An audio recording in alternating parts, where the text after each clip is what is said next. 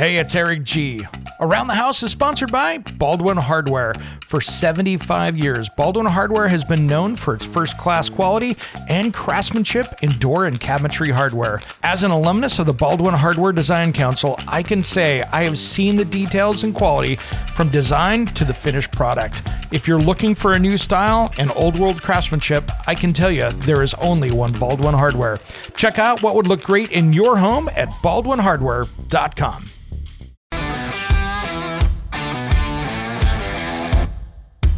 It's Around the House. We've been talking about flipping houses here and kind of the good, the bad, the ugly, and how it works, how do you start, and some of the mistakes that you can make out there.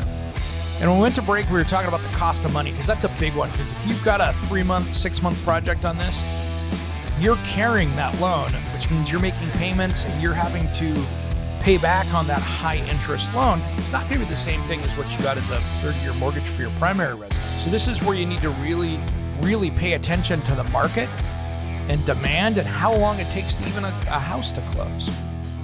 So, this is much more complex than your traditional buy low, sell high kind of thing, because you need to figure out how this is going to lay out and where your money's coming from. And of course, how is this going to work? When it comes to remodeling and renovating your home, there is a lot to know, but we've got you covered. This is Around the House. Welcome to the Around the House Show. This is where we help you get the most out of your home through information and education. Thanks for joining us today.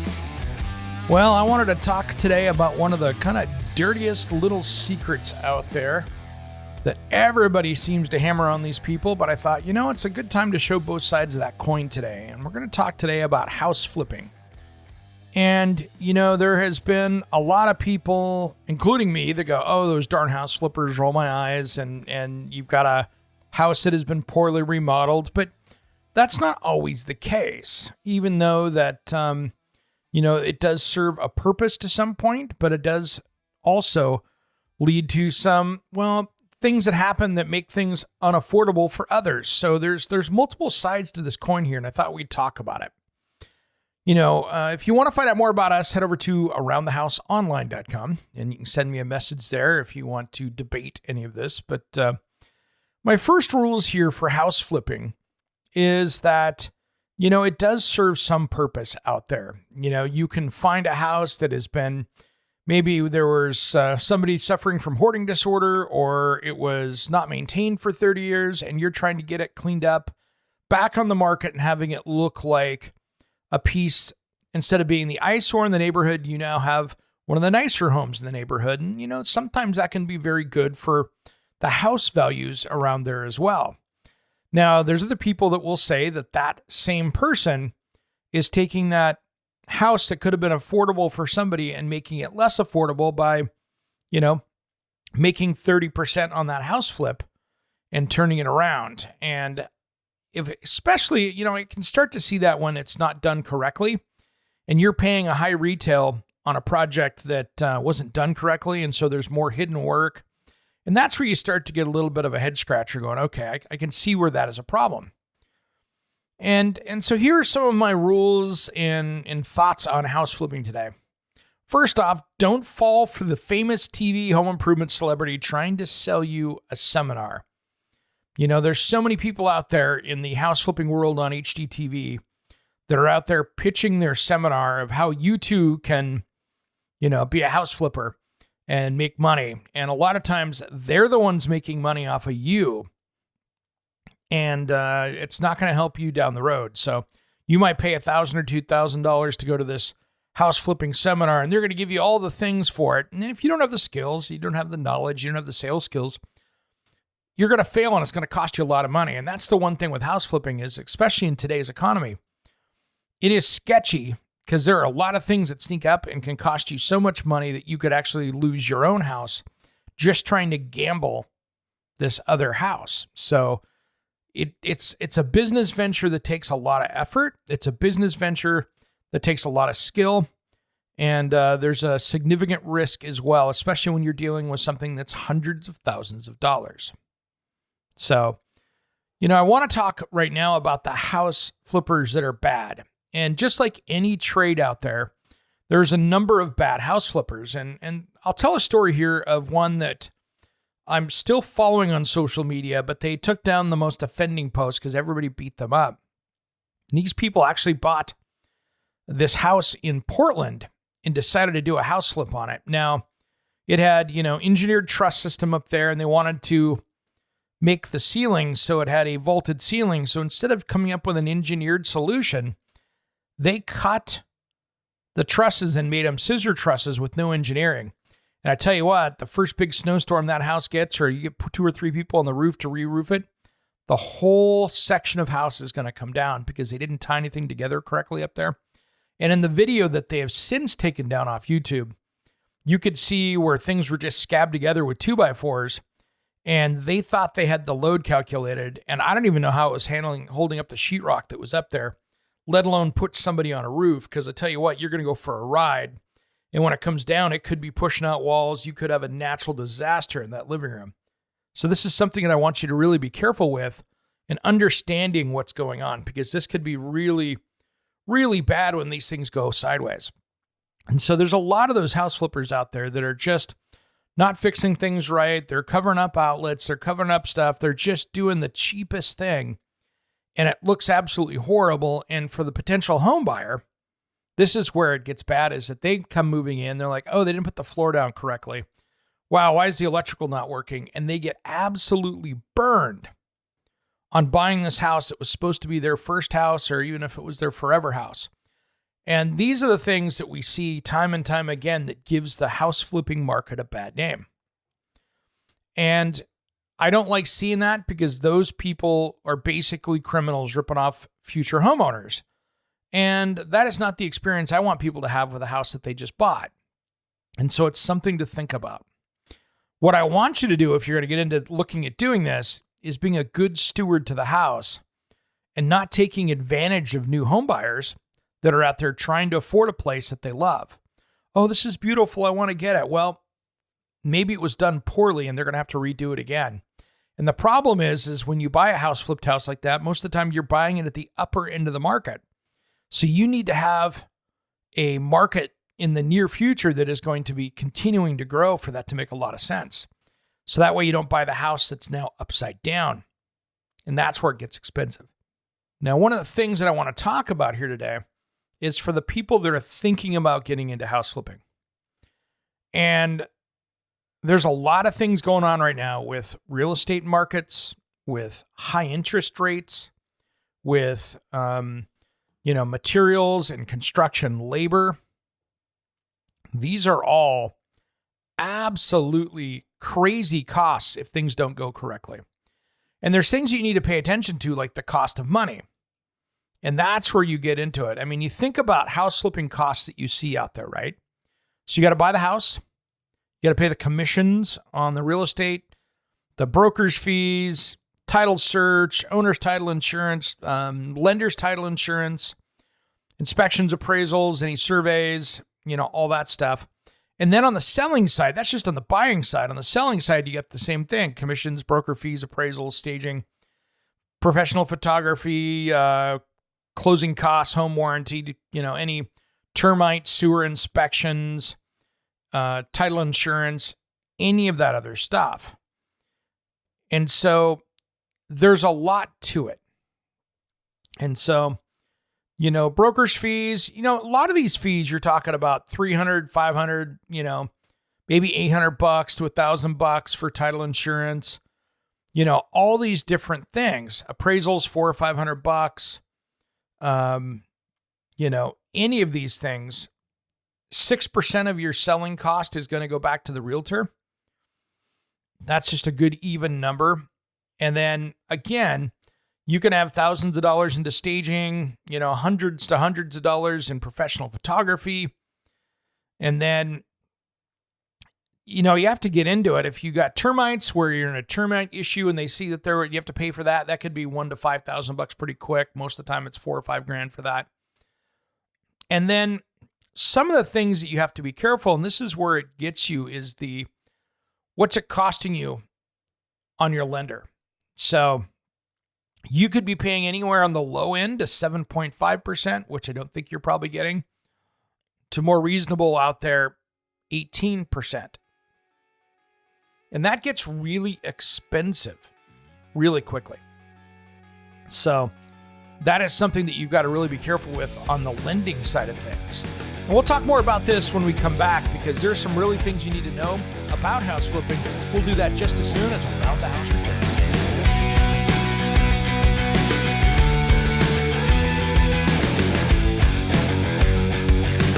What's up? This is Stick and Satchel from Steel Panther, and you are listening to Around the House with Eric G. Yeah. We love Eric G, and you should too. When I'm down, I make a call. Got the number written on the wall. Frost is busy, then I try again. Oh, who's she talking Welcome back to the Around the House Show. This is where we help you get the most out of your home through information and education. Thanks for joining us today. I'm going to talk about flipping houses here and kind of the good, the bad, the ugly, and how it works, how do you start, and some of the mistakes that you can make out there. And when we went to break, we were talking about the cost of money, because that's a big one. Because if you've got a 3-month, 6-month project on this, you're carrying that loan, which means you're making payments and you're having to pay back on that high interest loan, because it's not going to be the same thing as what you got as a 30-year mortgage for your primary residence. So this is where you need to really, really pay attention to the market and demand and how long it takes to even a house to close. So, this is much more complex than your traditional buy low, sell high kind of thing, because you need to figure out how this is going to lay out and where your money's coming from. And of course, how is this going to work? So, you have to have property appreciating to make money in house flipping. So it has to be worth more when you're done. And it's interesting. I saw this happen down the street here on the way to my home center. There's a house that a guy built. He looked like he was the general contractor because he was living there in a trailer. And he built this custom house that looked like he was going to build it to flip it. And the style was always a little wonky. It was goofy. It didn't really make sense. It looked like somebody had not designed a house before, but they could draw it out and had it engineered. And so there was a lot of things style-wise that didn't work together. So it gave an instant dated look. And I think this is where you got to really be careful with having the wrong design talents in the process, because you want this to look better and to have a mass appeal. This house had 5 or 6 different competing styles, different colors. It's been on the market for probably 18 months, and they haven't sold it. I think it's on its 3rd or 4th realtor. And if the outside is anything like the inside, it's a hard house to sell on a not so great street. Now I'm talking a house that's probably 1.5 million, maybe. Could be 1.2, haven't looked it up. But to be honest, it is so crazy on the style, they're not selling it. And so somebody's carrying that loan for 18 months is going to be just losing your shorts on it. So many times you see those end up going into foreclosures when they get that far out, because there's no profit to be had. And the market right now is not growing, in my area at least, where it should be. So these are things that get really expensive really quickly. So in that situation right there, a proper building designer, architect, designer could have made that project so much more, because you know what their costs are on carrying that for so long. And that is going to be super expensive compared to maybe the $5,000 or $10,000 they could have paid to get some architectural or design help along the way. And you could tell that the bones of the house are good, but just the materials they used on the exterior are just absolutely clashing with no apparent design style to it. So it's really not thought out well.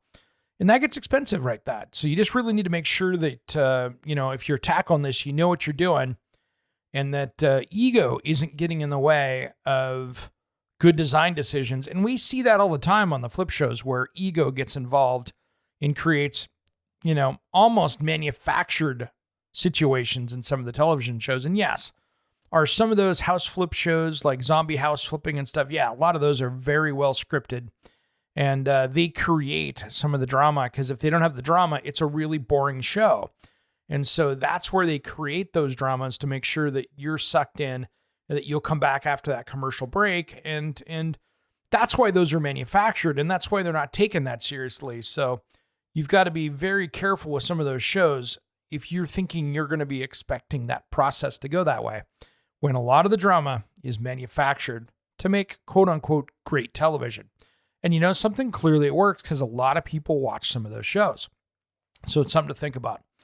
Now, if you're looking at a house and you're out there shopping around going, hey, this might be a good candidate, here's some of the things that you should be taking a look at. One, you need to look at what the house value is now compared to what it should be.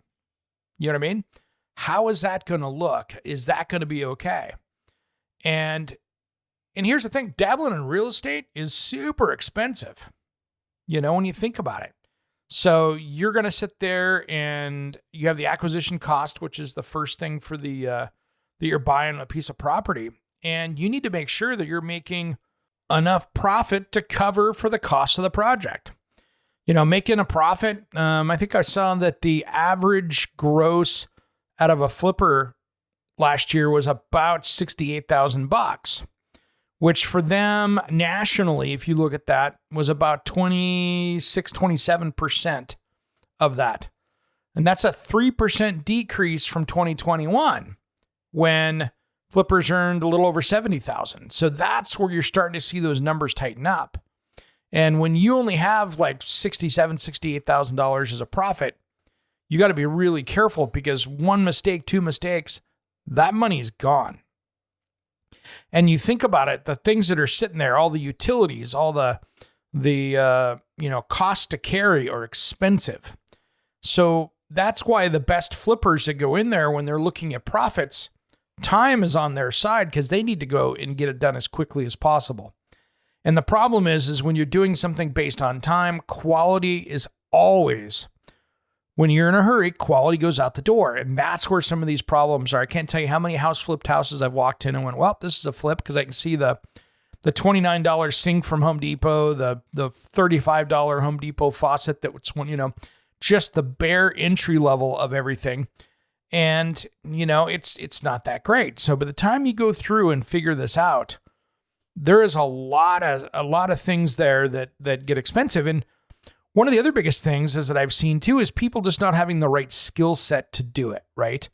Builders, professionals, and project managers, these people have done this stuff for decades. And it's a learned trade, so they have to have it. You going in as a homeowner and not as a person in the trades, you have to learn all of these things yourself, all while every second is costing you money from the bank. So that's another part of this that you've got to really think about. And you really got to think about when it comes to doing these, cash offers are where people make the money on it. So, you think about it, majority of home flippers out there are buying the house that they're going to flip with cash. And so that's so they're not having to have all this carrying costs. So if they've got their own money, they can spend 4 to 6 months on it and get it really done and do it well. Where people that have a bank loan to do it, they're sitting there, they've got to turn it in 45 to 60 days, and time is not on their side because otherwise that starts costing them a ton of money. And so you've got to really plan this out either way, whether or not you're going to be using your own cash, you're going to be using a bank loan. But really the bottom line is that what you see on television is genuinely created to be entertainment television and not a DIY manual to how to flip a house. And so understanding that key piece right there is going to save you hundreds of thousands of dollars if you want to do this right. Now we come back, I've got some other tips for flipping houses, what to do and what not to do, just as soon as Around the House returns.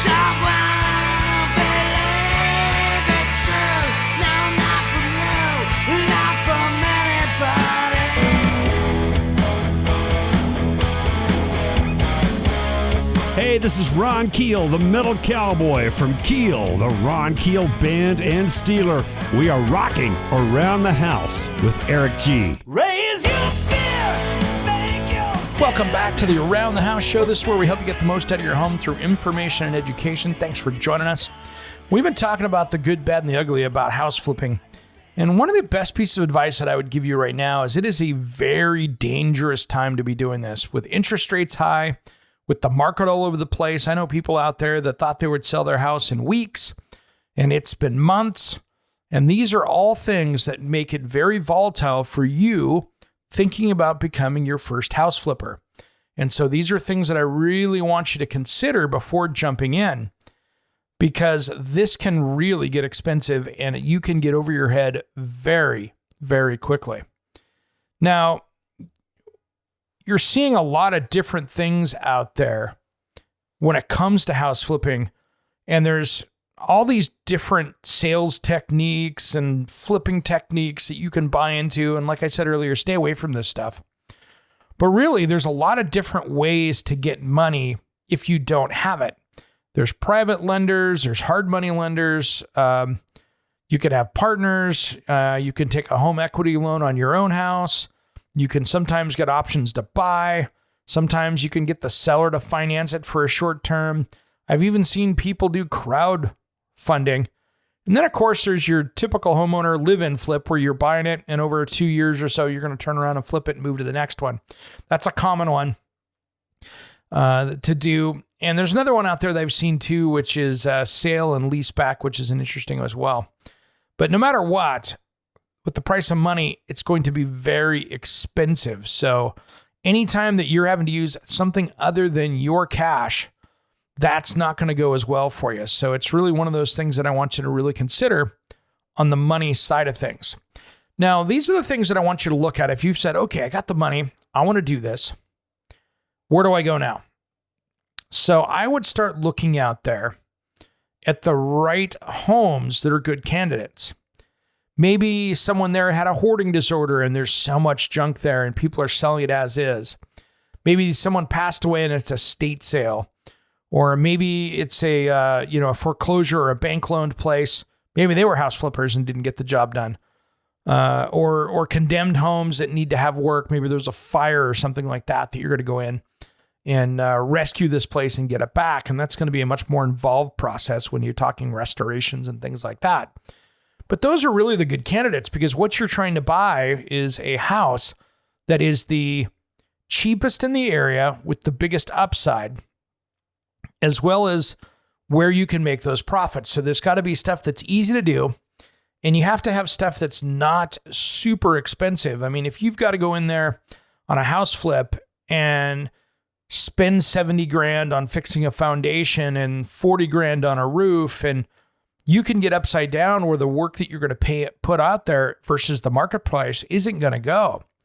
And a great example. So my neighbors here just put their house up for sale, kind of close to my place here, a couple houses away. And I thought that they were going to, when I looked at Zillow 4 months ago, that house was worth $1.5 million. And our market has gone down enough here in my metro area that same house is now put on the market, and they remodeled the kitchen. They put a new roof on it. It's got new bathrooms. They did a ton of work on it, and it's on sale. It's on sale for 1.2. So they spent probably 20 grand on this, 30 grand if they did it themselves. And they've got a lot of money tied up in this thing, and they're hoping to sell it quickly. Now, if this was a house flip that you had bought you looked at it and said, wow, it's worth 1.5. I'm going to pick it up for 1.1. I'm going to spend 200 grand on it and come out ahead. If that was your case, you'd be in the hole right now. So these are things that we should always consider when doing this stuff.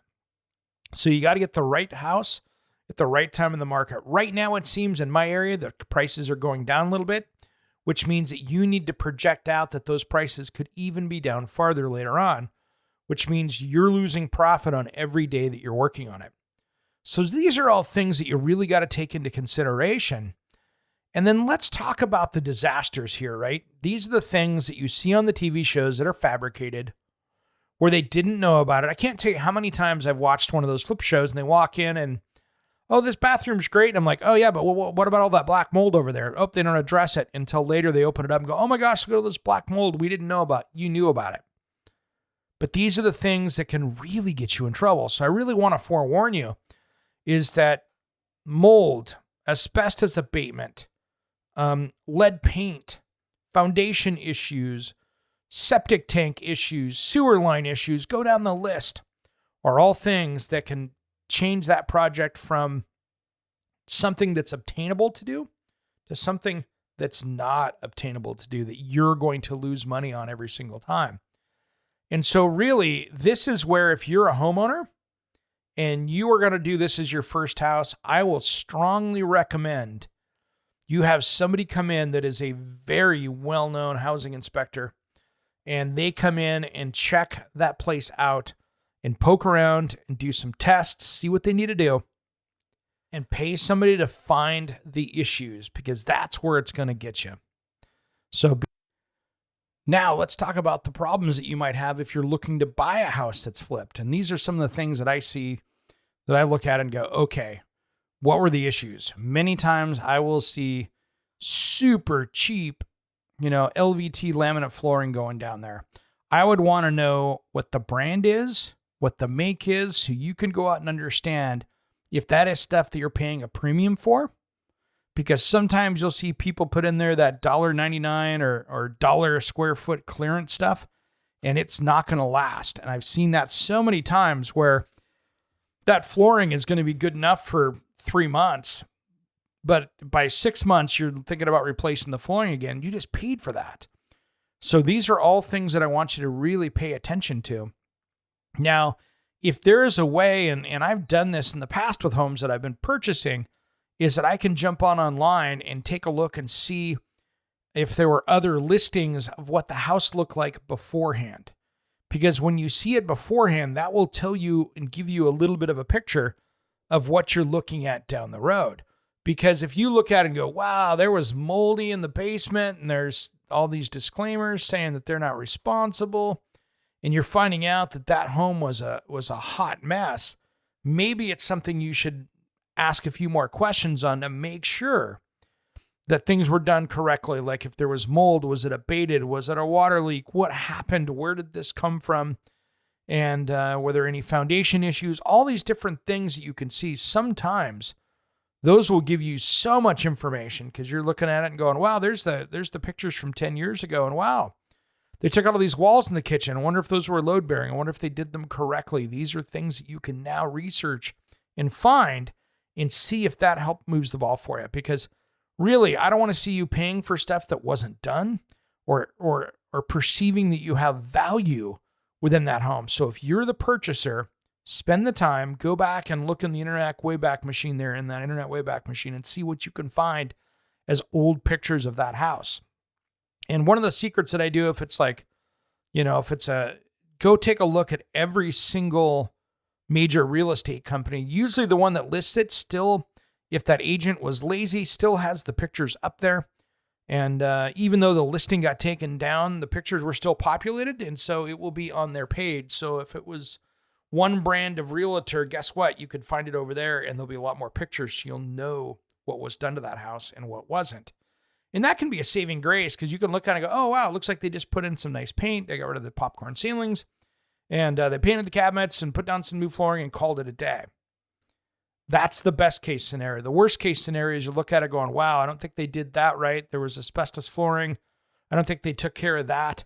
And now for you purchasing a house, you need to start looking at and asking about, okay, I want air quality reports. I want to see if there's any other asbestos. Where was this removed? Was it abated? Was it done correctly?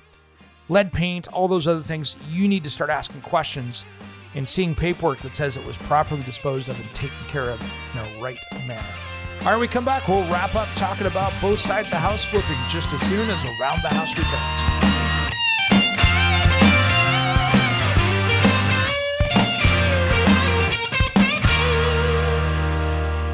All right.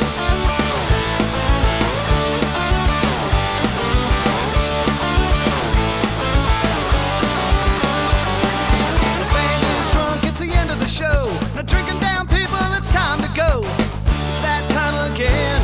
It's last call. Welcome back to the Around the House Show. This is where we help you get the most out of your home through information and education. Thanks for joining us. We've been talking about house flipping, and whether you're on the buying or the selling side of things, it can be a little sketchy. Now, I found something here during the commercial break that I wanted to talk about. Just kind of a side note of previous stuff. Home flipping returns by state. I found this over at the Motley Fool. And there's some states this has gone really well in and some not. So this is really something in the USA here you should think about, is understand what's going on in your market. For instance, homes flipped in Delaware generated the largest return on investment in 2022, providing a 96.1% return on average. While significant, it's a sizable decline from 2021, when Delaware had an average ROA of 156.7%. So only two other states, Pennsylvania and Maryland, had average returns on investment for house flipping of more than 60%. And this is where it gets interesting. So flippers in Idaho had the worst house flipping there, only netted investors 6.4% on average in 2022. Now, ROI, your return on investment for house flipping grew in just 5 states from 2021 to 2022. And our housing is much worse now, but you look back, Hawaii at 403, Mississippi 74%, Ohio 30, Iowa 6, and Louisiana plus 0.3 actually.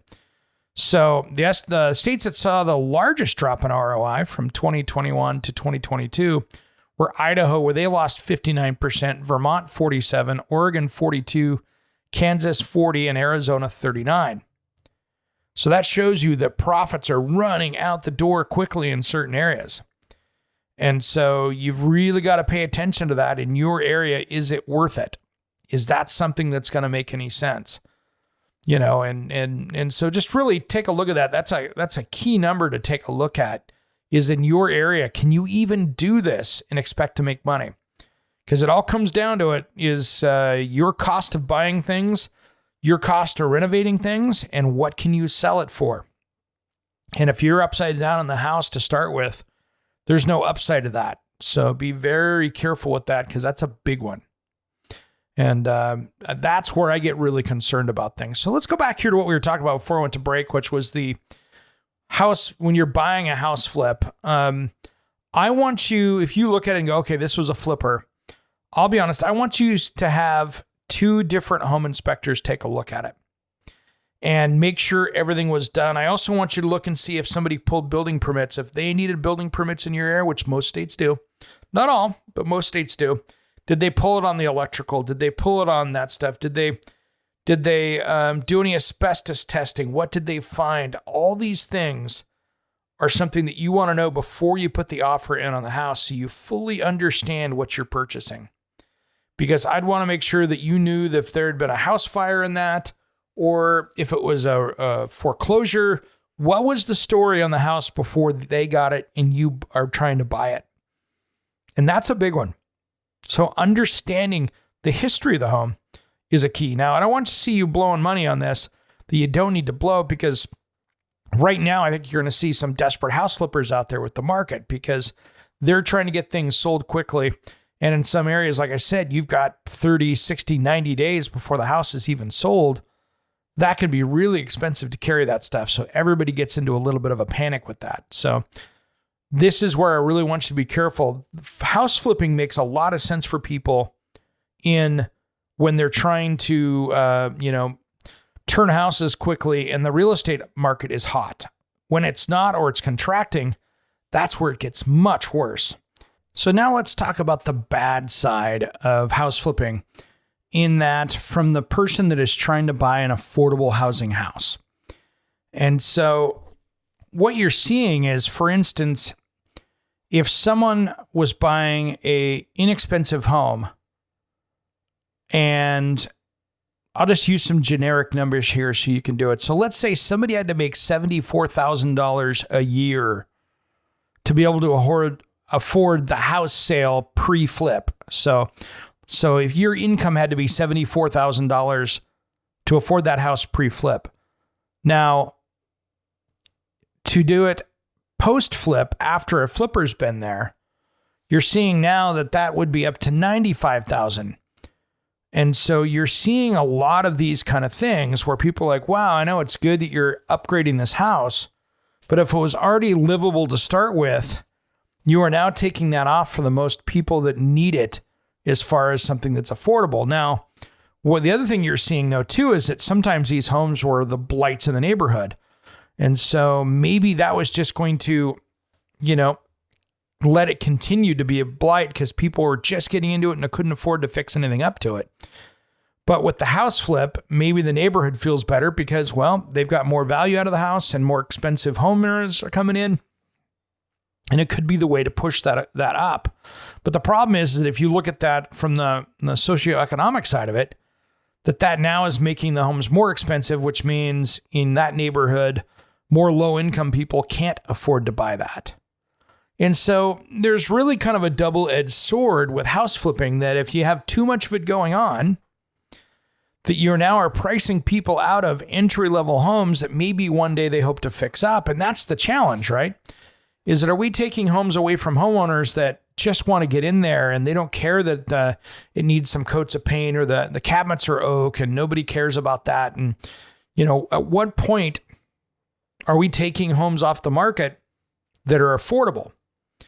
Now, as a homeowner, if you want to buy a house and flip it and sell it, that's your prerogative. But I think that there's also some other issues there where we're taking affordable homes and making them non-existent for those new homeowners. And so, no, I don't think we need to have more regulation. We don't need to have more stuff because that just makes things more expensive.